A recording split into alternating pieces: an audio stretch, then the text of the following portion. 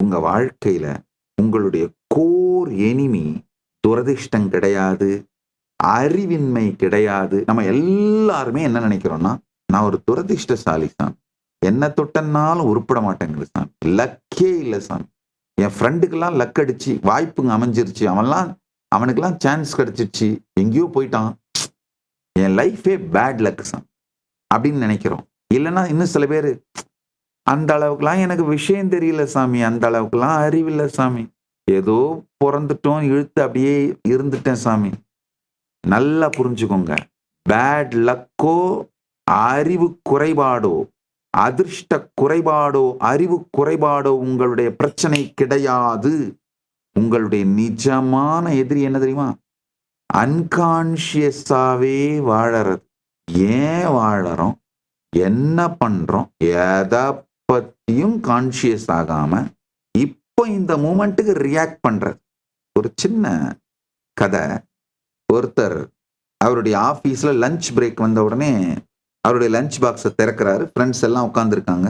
திறந்துட்டு, ஐயோ இதே கத்திரிக்காயாச்சே அப்படின்னு அந்த கத்திரிக்காயை சபிச்சுட்டு சாப்பிட்டுறாரு. மறுநாள் லஞ்ச் பாக்ஸை திறக்கிறாரு. அதே மாதிரி அவங்க ஃப்ரெண்ட்ஸ் எல்லாம் உட்காந்துருக்காங்க. அடச்சி இதே கத்திரிக்காயா அப்படின்னு கத்திரிக்காயை சபிச்சுட்டு சாப்பிட்டுறாரு. மூணாவது நாளும் லஞ்ச் பாக்ஸை திறக்கிறாரு. அடச்சி இதே கத்திரிக்காயா அப்படின்னு கத்திரிக்காயை சபிச்சுட்டு சாப்பிட்டுறாரு.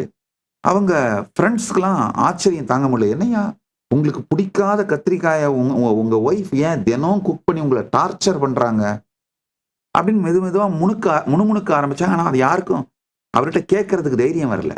இப்படியே ஒரு 4 நாள் ஆச்சு, 5 நாள் ஆச்சு. 5 நாளுன்றது ரொம்ப ஜாஸ்தி.